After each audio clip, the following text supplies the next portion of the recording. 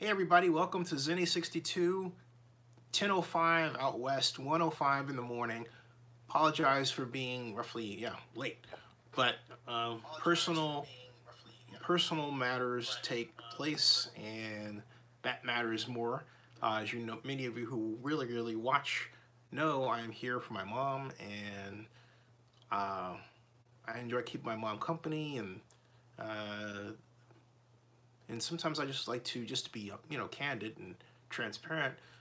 Sometimes my mom goes to sleep, and I don't want her to wake up and I'm not there, right? It's like, where did he go? And I'm upstairs.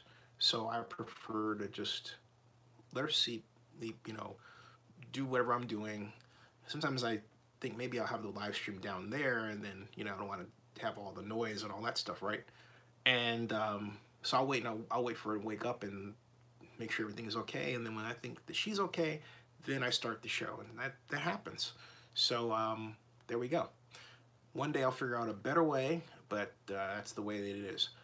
Got an email from the National Football League, which had said, this was 10 days ago, your organization has been granted media credentials for the 2019 NFL Scouting Combine. Hooray! Please follow the step-by-step instructions. So I did all of that. Point I'm making is, yeah, I've been credentialed, I'm not going. And the reason I'm not going is related to how I opened the show. It's when you are the only child and you have a responsibility to your folks. I hope that any only child recognizes their responsibility to their parent. You have to make sacrifices, and then my job is to increase the money coming in, decrease the money going out. And so I have a call tomorrow with potentially a new client, hopefully, and on top of the other work that I have, and that's what I'm doing. So I made an executive decision, as they say. Now, having said that, I will get down to business and say, I'm so glad you all are here. How y'all doing? Thumbs up, chime in, say something if you would wish. However, I'm going to start. And I'm going to start with this. I don't care what Mike Mayock says tomorrow morning. Mike Mayock is the first NFL executive to speak at the Combine. He will do so at 9 o'clock in the morning Central Time. And hey, Rob Iman, how you doing? Now, what I expect him to say is that I expect Mike Mayock to say all the right things about Derek Carr. I don't expect Mike Mayock to make any waves regarding comments that would be perceived or could be perceived as derisive toward Derek Carr. I don't expect Mike Mayock to say anything that would be a giveaway as to exactly what the Raiders are going to do at quarterback, okay? I really don't. And so, having said that, what do I expect from Mayock? I expect him to be a bit nervous because but a bit. And here's why I ask. Joseph Armanduras just asked me a great question. Hey, Joseph, he asks, do you think Mike Mayock is really prepared to deal with the free Alden? I don't understand that, since he's only been a commentator and an analyst for the NFL Network. I'm going to take the liberty of altering your question. I think what you mean to ask me is he prepared to address questions as the Raiders general manager? We're going to find out. Because Mike he's been a commentator. On top of that, he hasn't had to run an NFL team. He's had the luxury of sitting back and critiquing players, right? But he hasn't had the task of trying to, get a player or well, that's not quite true. That's not quite true. I was going to say that he hasn't had that, but every time someone asks you a question, hey, who do you think should go to X team? What does X team need, or Y team? Well, he's in a position to say, okay, here's our need, and then he can do something about it, right? So you know what? I think he'll do all right. I mean, he's used to being in front of the camera. I've seen him a gazillion times in front of the camera. He's really used to that. I've seen him in person and interviewed him before even. I think he'll do just fine. I think he's already doing just fine. So I take that, I said it was going to be a little nervous. I think he'll be a little nervous for a second, and I think he'll ease into the role of the combine. He'll do just fine. Now, I think there was the other question. Oh, you meant free agency. Do I think that, well, the free agency is the same thing. And I think Mike Mayock is a kid in the candy store. He's a guy who eats, sleeps, and drinks football, who's talked with a number of top football executives and spent a lot of time at a number of NFL headquarters, who is comfortable in that sea. And now he finally gets a chance to implement in reality what he's had in his mind's eye for a long, long time. And that's a really cool place to be, okay? So I'm not hating on Mike Mayock at all. I think Mike is I've said it before, I'll say it again. I have been critical in the past regarding how I thought he regarded the black quarterback. I've been critical in the past about his certain way, but I've also seen him grow as a person from the perspective of how he presents himself on telecasts, both speaking and then and everything else. I still think that Charles Davis is. I think Charles Davis can make a better analyst. All right, and I don't quite know what's going on with the NFL Network, where nothing against Daniel Jeremiah, but Daniel Jeremiah emerged as the guy who's replacing Mike Mayock when really it should be Charles Davis. Okay, that really riles me, and I don't know if Charles just made an executive decision, like Ryan Bobman says, Charles Davis. He's heavily underrated, and I think a lot of it has to do with some people up there who have issues with somebody black who talks the Queen's English and is smart to this day, and it comes out every single time, and it's really ugly and it's horrible, and it's gargantuan proof of why racism is a mental illness. It just straight up is. I continue to hold that Mike Mayock is okay, but Charles Davis just knows. He's smooth as silk, all right? And it's a loss to everybody that Charles Davis is not the person in the driver's seat there. It really is. However, having said that, look, Charles Davis has done NFL games.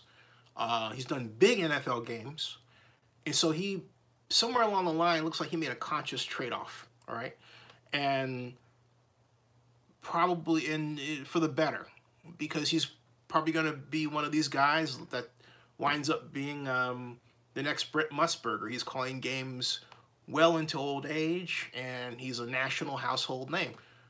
I see that for Charles Davis. He's a well-spoken, bright, personable man, okay, and African-American man, and just a guy who can run for office and get elected like that. That's Charles Davis, okay? So I don't quite know what's happening with his career and why it turned out that way. I have some guesses, but I do think the NFL draft is missing a person who is just immensely talented, and maybe, you know, as we approach the draft, we'll see him more and more on the NFL Network like we used to, and in a higher position. But I remember last year, and I pointed this out, he's sitting there, Mike Mayock was on one side, and every time Charles Davis would talk, all right, Mike Mayock would look down like this. So I got visibly upset, and I made a video telling, right then and there, telling Mike Mayock, hey, stop looking down at your paperwork when Charles Davis is talking. You look like you're being rude to him, whereas when you say something, he looks at you, which means he's paying attention to you. You know, don't do that. So there's a part of me that feels like Mike Mayock is being rewarded for being a bit elitist, right? And as opposed to being personable, all right? That kind of bothers me a tad, but not so much. I still wish him well because he's a draftnik, and I wish Charles Davis were there because Charles Davis is also a massively great, awesome draftnik who I believe is better than Mike Mayock. Now, getting back to your points, hey Sean Grogan, hey John Akala, hey everybody. This NFL draft is bogus. This NFL combine is bogus, and I will tell you why. I have two media organizations that have player ratings. Both have a guy at the top who spent half of last year on the sidelines because he's injured, skipped the bowl game, and now he's rehabilitating and is assuring everyone. Note, and I say this in italics, assuring everyone he's ready for the combine. Nick Bosa, all right? I'm sorry, folks. Nick Bosa has no business being ranked #1 going into the combine, let alone the NFL draft as a top player. And the reason why he does not is because he was injured last year. And there's no guarantee that he's going to return to the kind of performance that he put in that caused him to be ranked high before his injury. And look, I've seen Nick Bosa play with Ohio State when he wasn't injured. He wasn't exactly the guy who completely dominated the line of scrimmage all the time. All right? He was not that good and that guy. The reason why he's being pushed and touted that high is because you have a growing number of black quarterbacks out of college who can run organizations. I'm being blunt with you. Run organizations, run teams, excellent passers, excellent field generals, and they're being artificially subordinated, making it less likely they're picked up by an NFL team, more likely they slide into free agency and not picked up by someone at all. It's really an awful system. You have a guy like Tyree Jackson. You have Amir Hall from historically black college, Bowie State University, not even at the combine unless there's been a change made at the last minute, who was for the second year in a row voted the best player in black college football, and he never gets a chance. Others have said to me, well, who did they play? That's not the point. If he's the best at that level, give him a chance to show how well he can do at the next level. Why not? Because a number of people were saying, well, all right, why not? All right. So here's Joseph Mandera says, I think Nick Bosa is very accident prone, and they think he's a result of the great white hope mentality, not to say that he's a good athlete. And Cesar says, Quinnen Williams is the draft's best overall player. Overall, he falls to us at 4. Joseph says, speaking Brent Musburger, I really didn't care for him as the voice of the Raiders. Maybe I'm biased and miss Greg Papa. Understood. Josh Akala says, do you like Josh Allen from Kentucky? And I will, here's the thing, okay? My basic point is that if you're asking me about outside linebacker Josh Allen from Kentucky, my thought is anybody that comes out, he's 6'5", runs like a wind, and hits like a ton of bricks, he's got to be the person that you're eyeing to be on your squad. So yeah, I like him quite a bit. Not only that, it's the Courier has a great article on how Josh Allen became a top pick, and says get to know top NFL draft prospect Josh Allen before the combine. It goes on to read, pretty interesting actually, it goes on to ask me to answer a survey, which I don't feel like doing. So you know what? I'm not going to read that because I don't have enough time to answer a survey. You got to be ready. At any rate, he was born through July 13th, 1997. Wow. 1997. He is the Chuck Bednarik Award winner, as well as the Bronco Nagurski Trophy winner. He is considered the best defensive player in the NCAA, and he's the SEC Defensive Player of the Year. 6'5", 260, all right? And I really am excited to see how well he does. He's a monster out there. But, you know, also there's another guy that people are talking about. Well, let me just read the list to you. But my point is that overall, what bothers me about the list I'm about to read to you, okay, and Quentin Williams is ranked number 2 on the Bleacher Report big board by Matt Miller, but is that you have black quarterbacks like Kyler Murray. I'm not really high on him, but Dwayne Haskins and Tyree Jackson coming out, who are dynamic players, and they're being artificially lowered. Okay, so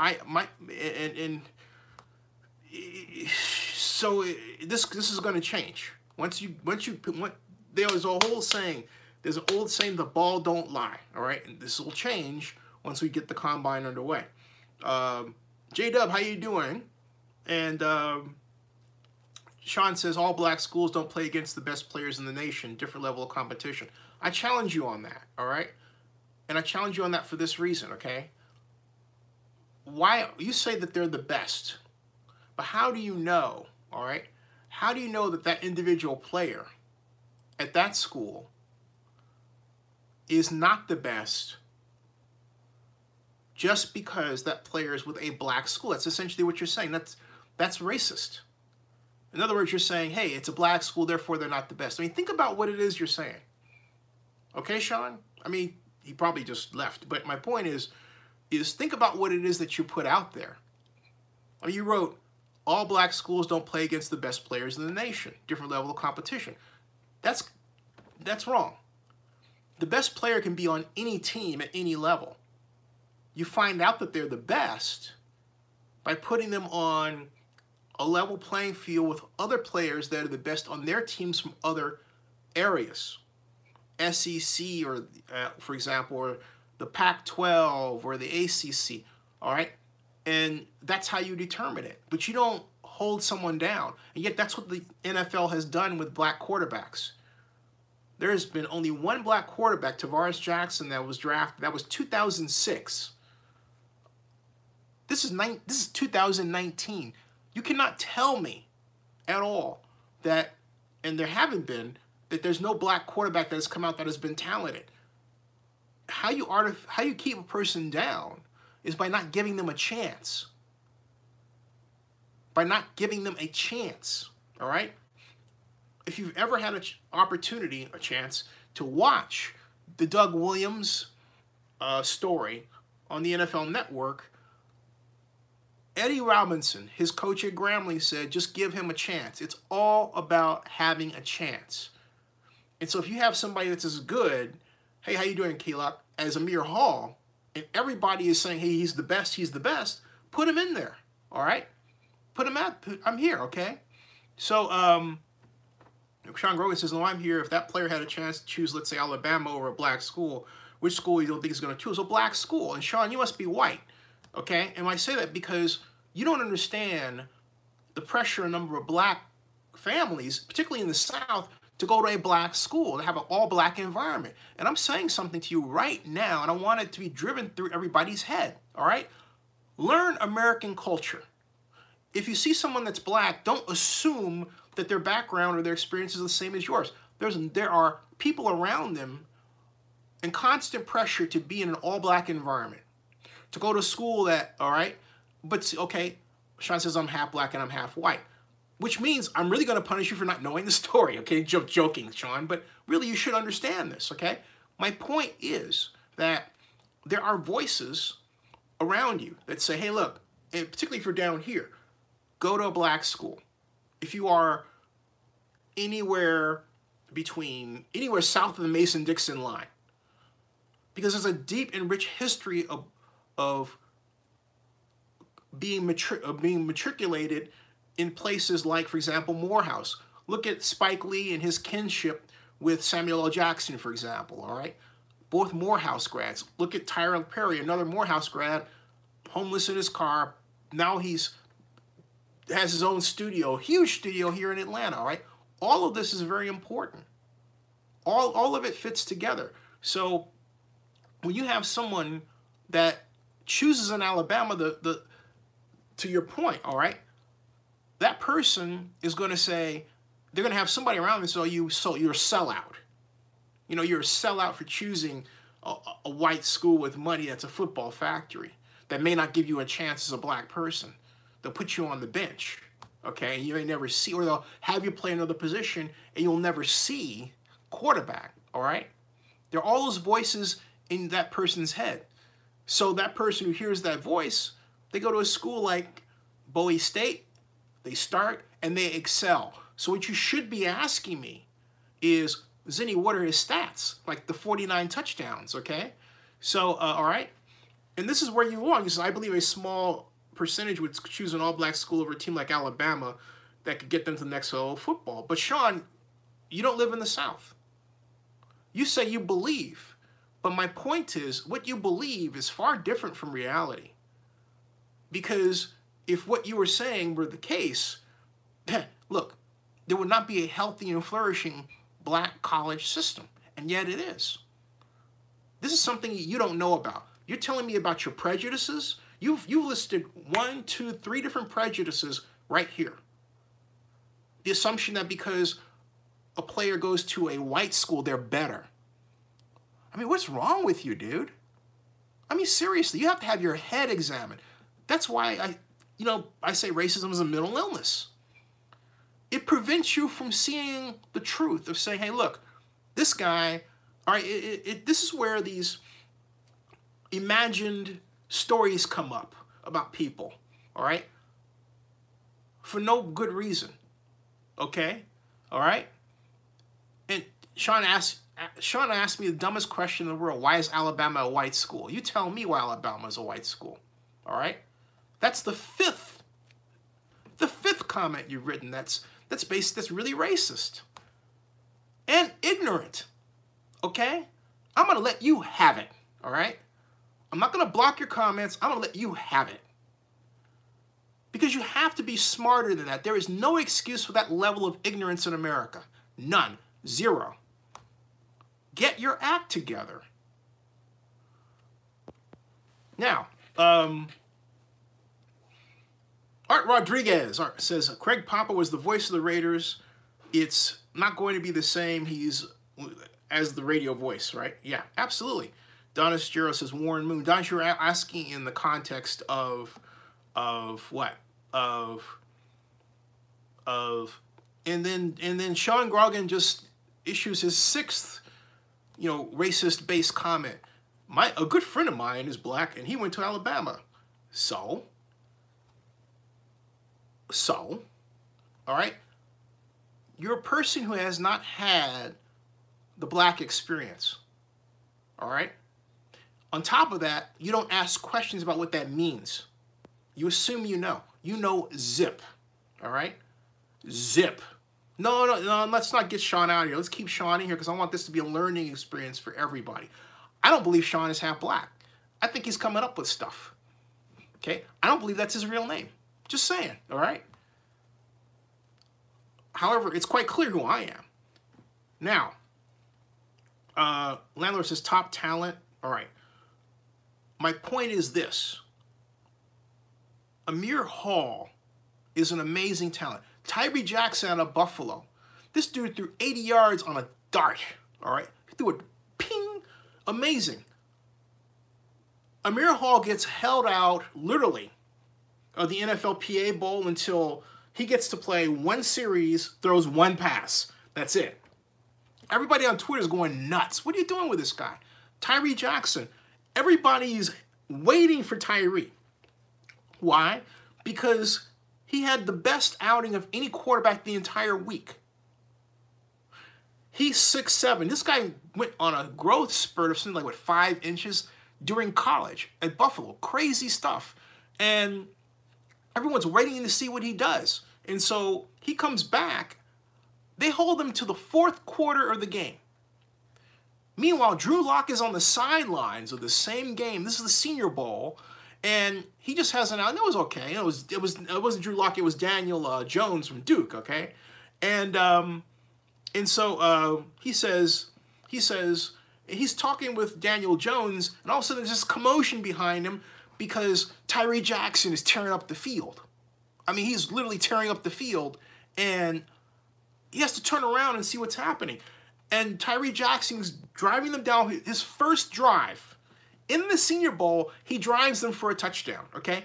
And during that, Daniel Jeremiah, who's supposed to be the Mike Mayock replacement, says, well, he's got to work on, his first comments are negative. Well, he's got to work on his throwing motion because it's too long a wind-up, you know? I mean, he sounds like some sort of prissy dude. He's like, well, he's too long a wind-up. It's like he's one of these fashion dudes, right? Too long a wind-up. I mean, okay?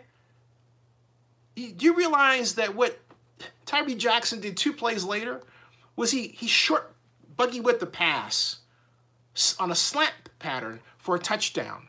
Did Daniel Jeremiah note it? No, but I recorded for posterity Daniel Jeremiah making that mistake, making that comment. The first word out of his mouth after the play about Tyree Jackson, all right, is negative, okay? Is negative, all right? Is negative, okay? All right? So Sean Gregory says, no need to. Sean, I don't know who you are. I have zero idea who you really are, okay? All I know is your comment reflects a point of view that is racist toward black folks. Straight out, all right? And you say, I don't believe everything is race-driven, and yet you prove that it is in commenting it.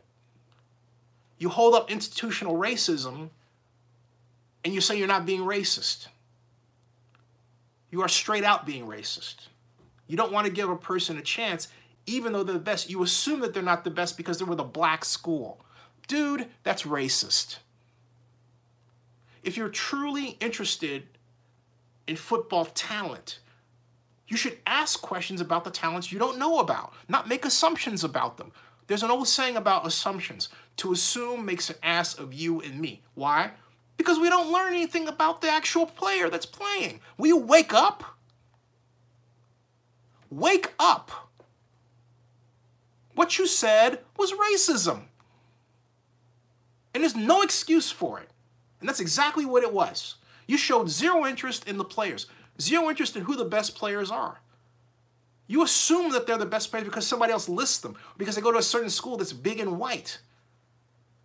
Because the corollary, the flip side is, hey, you said, hey, black school, they don't play anybody. Not true. They play each other. And if you know what to look for in terms of football, if you know how an offensive lineman that executes a vertical set is supposed to block that vertical set, then you can evaluate top talent regardless of level. If you know what you're looking for. If you don't, then you can't. You don't, so you can't. That's simple. Okay? Sorry to break it down to you that way, pal, but that's truth. And when you come here, you get the truth, like it or not. If you like football, the level of play doesn't matter. You can spot a good player anywhere in the world. Why do you think the Al Davis-owned Oakland Raiders would go to black schools? To find the diamonds, as the late Gene Upshaw said, that others would miss. For the same kind of mindset that the others had that you're presenting right now. That is a racist one. The Raiders under Al Davis took advantage of that and brought in people like Gene Upshaw and others, okay? All right? And Sean says, I only said black because you said the quarterback went to... Look, but you didn't ask any questions. You didn't say, hey, let me look him up. You're on the damn internet, dude. Type Amir. A-I-M-I-R, Amir Hall, H-A-L-L, and look him up. You know how to use the internet, right? I hope so. It's right there before you. Let your fingers do the Googling. All right. Tay says, look at racism is downright ridiculous this day and age. Al Davis knew that. Tom Flores out shell. Just win, baby. Thank you. True Raider fans understand it. Tay says, Al Davis and Madden scouted black schools and similar schools because greatness knows no race. Thank you. That's it. That's it. All right? Which gets to my issue regarding this entire roster. It's like, it's crazy. You're going to tell me Nick Bosa is at the top and he's been injured and out of football? Heck, Jadeveon Clowney, when he went to #1, you know why? It was because the previous year, he was tearing up the SEC, and then in the Rose Bowl, he knocked the bleepity blank out. Actually, the previous year, he knocked the crap out of the Michigan running back. I mean, he came through the guard tackle gap and boom. I mean, it was a shot heard around the world. The video went viral. It was seen several million times, and that cemented the legacy of Jadeveon Clowney. All right? That cemented the legacy of Jadeveon Clowney. He deserved to be #1. I don't see any example of Nick Bosa having done that. None. Okay? Where is it? I don't see it, okay? I know about Joey Bosa, yeah, but I don't see it, okay? Don't see it. Cesar says Musburg is good. It's just that it doesn't feel right having him replace Greg Papa. It's like dumping an ex-girlfriend that's been loyal, true, the right fit for a hot chick because he's hot. Yeah. I think in the case is Mark Davis is very upset that Greg Papa didn't support the move to Vegas, and I think really upset that he felt that Papa didn't support him, and it was too much his father's water carrier rather than his own. I remember when I met Mark Davis, the first word he said to me after I wanted to tell him about Oakland's Super Bowl bid was this: I don't want to talk about the past. I've said that before. I'll say, there it is, okay? Now, Landlord says, some of the best talent didn't go to the NFL. They were locked up or killed, Sean. Think about that. Jay Will says, Darius Leonard went to a historically black college, and his first year in the league, he's already the top 5 linebacker. J-Dub says, yeah, right, there's a number of, I mean, look, there are a number of players who have been legendary players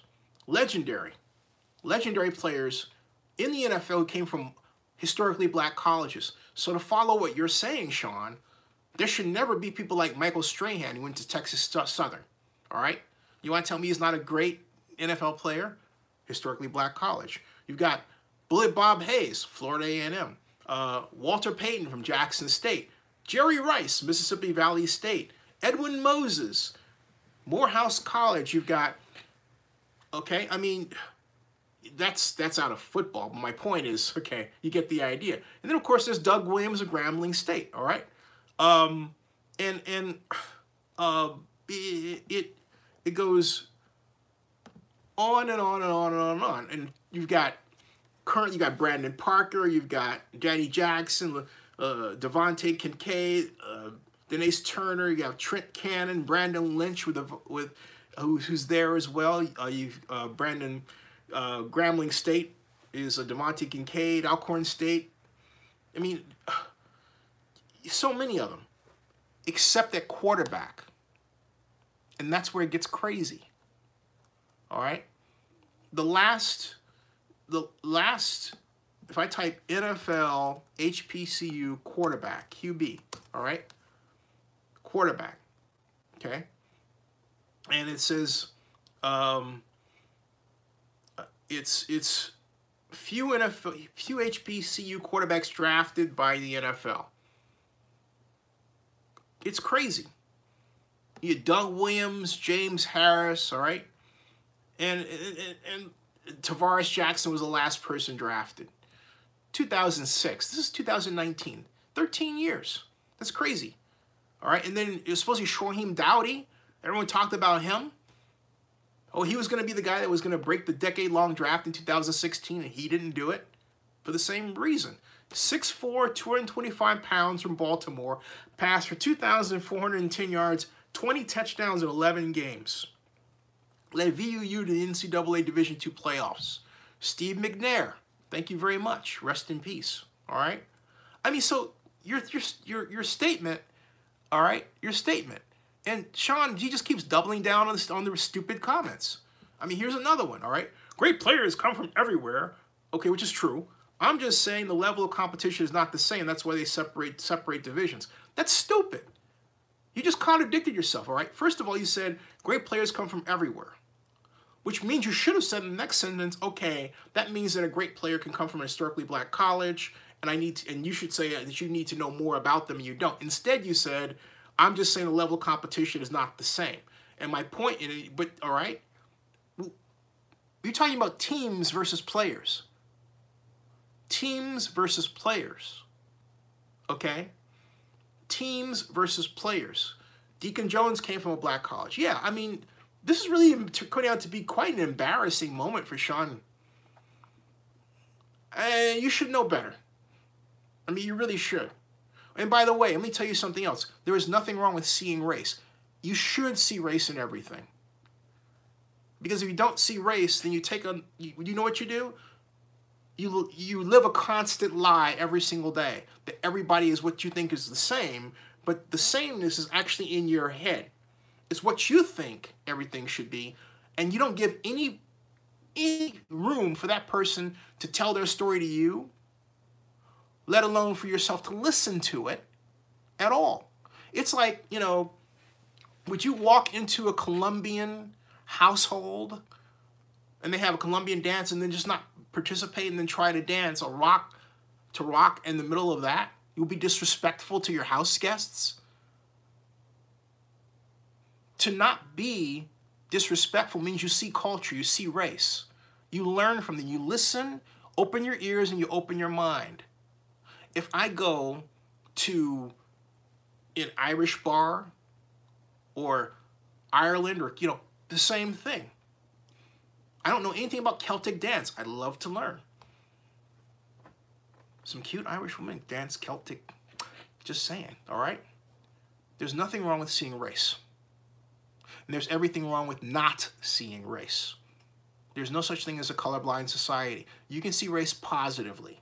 As in, hey, I'm interested in what this person does.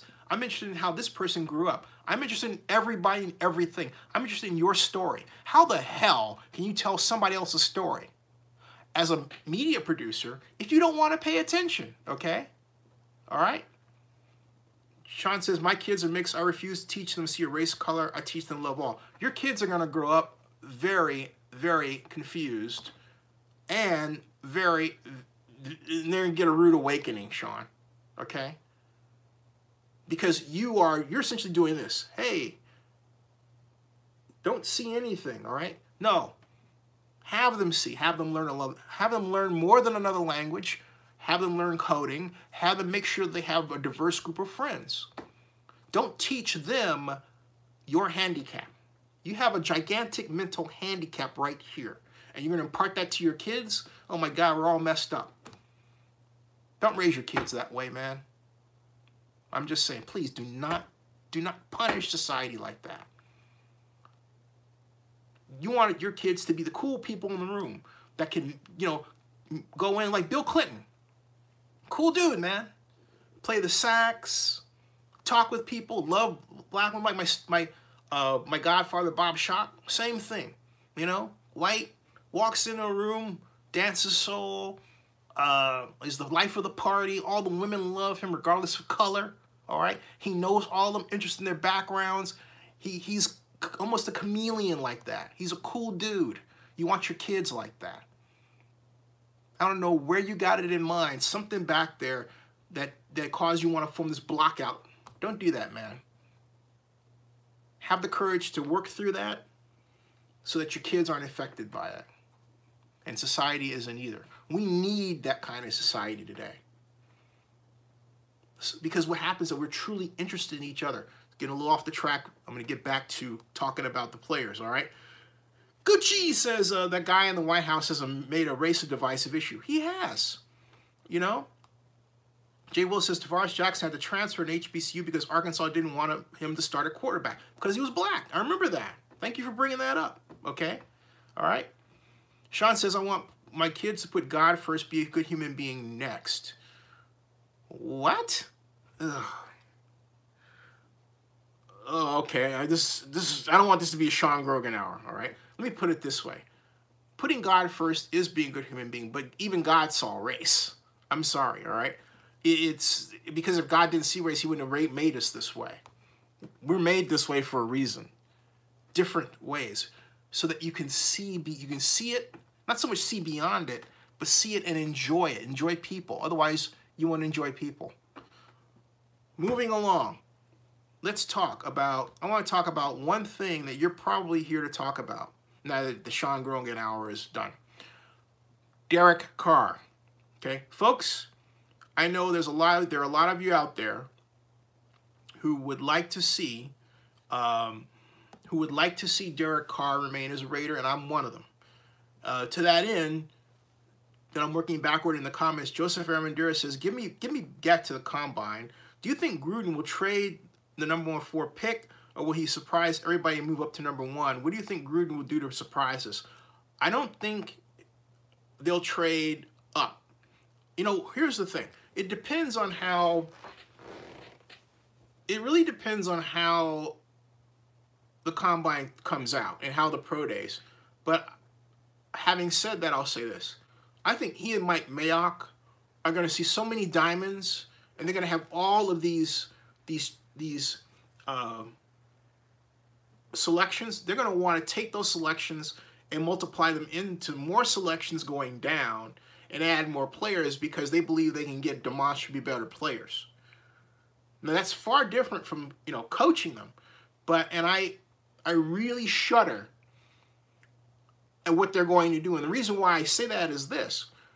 Look at how the Raiders turned their roster over the last year.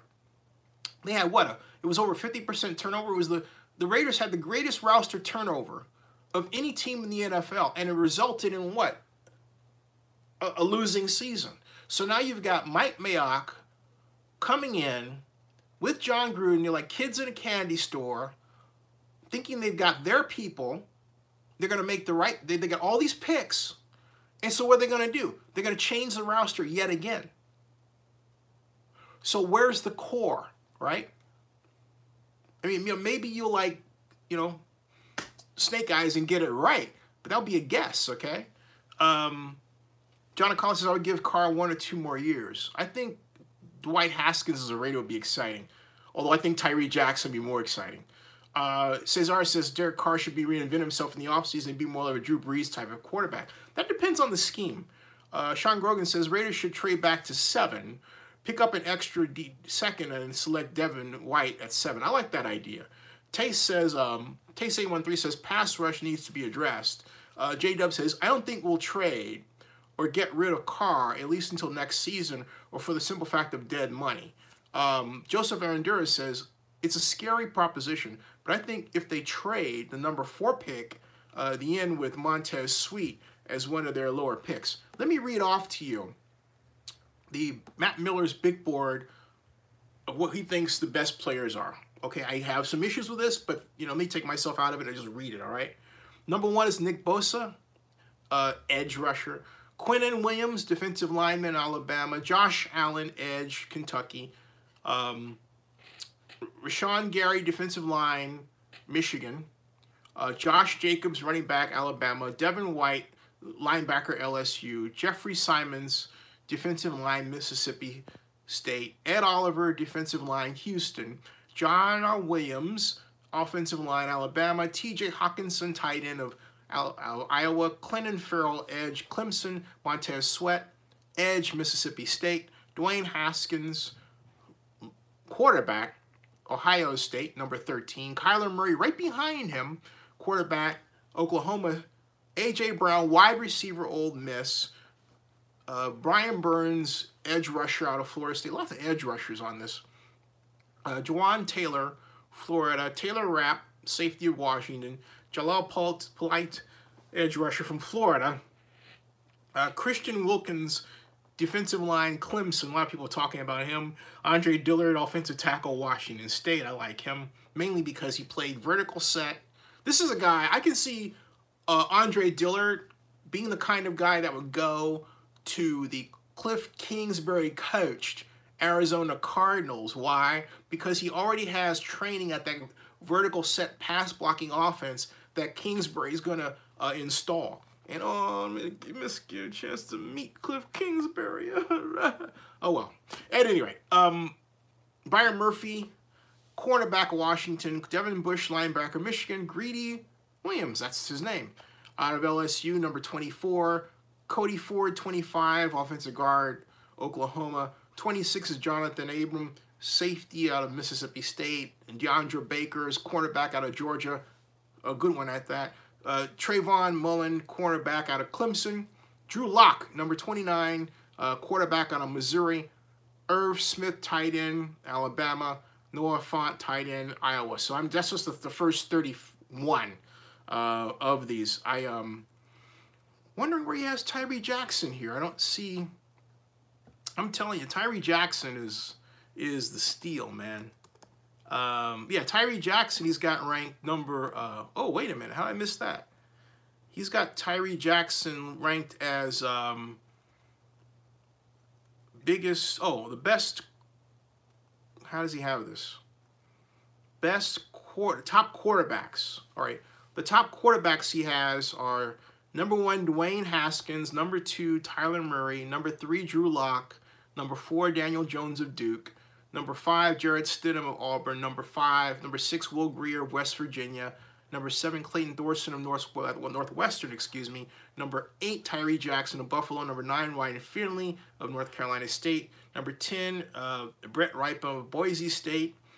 Gardner Minshew of Washington State. Number 11, Easton Stick, North Carolina State. Jordan Tamo of Ole Miss. Trace McSorley of Penn State. Kyle Schumer of Vanderbilt. I like Trace McSorley as a good, steady West Coast offense quarterback. And Gardner Minshew, he's got his passes get high a little bit, you know. Why that was, I saw that in the bowl game, and I wonder what was up with that. Okay, I'm gonna stop at about 8 minutes, close to 2 o'clock, because I need to get up. But this draft is stacked with good linemen. But Nick Bosa at the top when he's injured? I'm sorry, dude. That doesn't fly with me. John Collins says, I think Steelers would accept Raiders' 27th pick for wide receiver Tony Brown, but I don't know if Raiders will do it. J-Dub says, if we traded Carr, we would be out $22.5 million in dead money this season. I am not suggesting we trade Derek Carr at all. But the Raiders, between Kyle Murray, and this combine is critical for quarterbacks, between Haskins, Murray, and Jackson. And I think Jackson's the guy that the Raiders should really covet. And they have their future, all right? Now, some of you would say, well, what about Trace McSorley? And you're talking about those guys because they're black, all right? Trace McSorley would be, if I had to pick, will be right for the Raiders. In talent, okay, I believe Tyree Jackson is the best quarterback. Tyree, in particular, for the Raiders or any team. So Tyree Jackson, Tyree Jackson, Dwight Haskins, Trace McSorley. I'm not as high as Drew Lock as other people are, but I'll put him in because I think Drew Lock is better than, is about the same as Kyle Murray. All right, about the same. So, but I'm excited. I'm keeping an open mind here. I'm not locked into the ideas that I expressed. I mean, this is exciting, you know. It really is. Gucci says, whoever Oakland takes it for, they'll probably trade him away 4 years. Cesar says, Easton Stick is going to be a great sleeper pick. I hope he goes to our Raiders. Joseph says, if you trade Carr after June 1st, you'll only be out $7.5 dead money. True. So basically, some of you think that Carr should be traded. I know that that's been the talk. I am not one to support it because if you trade Derek Carr, the Raiders will be left without an experienced player. Now, don't say to me A.J. McCarron. All right? Yeah. I mean, it's nothing against A.J. personally, but he hasn't had enough time in that system, in that culture with Gruden, okay? I just, think trading Derek Carr would be a massive mistake. As Sean Grogan just said here, silly to think about trading Carr. He had a beat up on O-line and no wide receivers in one game, but they expect him to put up great numbers. Carr is not the problem. Completely agree. J-Dub says that's next season. Why don't you just wait until Vegas, right? Wait 2 years. Yeah, I did say that. At any rate, Gucci says, I keep hearing so much negative about Tyree Jackson. He may go very late in the draft. I think that's deliberate. Somebody's driving him down. The only way that Tyree Jackson emerges from this is to have a combine that just knocks your socks off. And I believe that's going to happen. I really do. And ML Scott says, are you looking up to the Z62 live draft again this year? Yes! I am. Glad you said that. Absolutely. Gucci says, like, yeah. And Rob Iman says, Carr to Washington. Woo! That was fun, ML. We gotta do that again, man. Or as, yeah, we gotta do that again. And Taste 813 says, Derek Carr loves the fans. I was at the last game on Christmas Eve when he ran around the field. He deserves more credit. He does. And I you know, he had, look, let's sober up here collectively, okay? Derek had his first year, not his second, in John Gruden's offense, and he did okay. 19 touchdowns, 10 interceptions. You want a better ratio than that. You want, what you really want are 40 touchdowns and 10 interceptions, okay? But he didn't produce that, and I think that's John's fault because John was trying to mix in a less than effective running game. They really, as opposed to really putting it on his quarterback's shoulders and doing something that John really doesn't have the mindset for, which is using the pass to set up the run, as opposed to using the run to set up the pass. So, you know, you have a thoroughbred out there like Derek Carr. You don't use half your thoroughbred. You use the whole thing. John Akala says, how about Raiders sign Bridgewater as a backup? I like it. I like it. I like that. I like that. I do. You have two solid quarterbacks, okay? Keelock says, is Bridgewater a free agent? No, but he's tradable, okay? And Joseph says, by the way, I heard that there's a controversy that Kyler Murray has gained a lot of weight, at least both up to 206 or 210. Why is that an issue? Maybe because he's not as tall as everyone says he is. I think that people are always looking for something to pick at. Somebody might say, now see, if I heard that, I would say, well, maybe he bulked up muscle-wise, right? Because remember, you're doing those, maybe he's going to sit down and do that 225-pound bench press rep, right? Where you ideally should do 20 of those or more. And so, because if he can prove he's that strong, then it would offset the whole height issue, right? So, I mean, there's a lot of ways to look at that. You know what I mean? That's the way I choose to look at it, okay? J-Dub says, I'll say this, and I'll read J-Dub's and I'll start winding it out and get out of here. J-Dub says, I love Derek Carr. I think he's better than he's shown last couple of seasons. If we get our line better and a couple of more weapons, I think we'll be okay on offense. J-Dub says, it's our defense. As always, that's our Achilles heel. All right, everybody, good night. Lively conversation. Thank you. Hey, Sean, hope it's all in good educational fun or edutainment, you know. Didn't mean anything too personal. I did mean personally what I said, though. Teach your kids to see everybody. Enjoy everybody. Remember, Mike Mayock is the first speaker tomorrow. 9 o'clock Central. 9 o'clock Central. All right.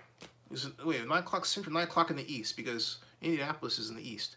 9 o'clock in the East, so I got to get up. All right, see you all. Good night. Good night. Thank you all. Good night. Remember, watch horror films. Keep America strong. Where's John Marks when you need him? Please subscribe if you haven't done so already.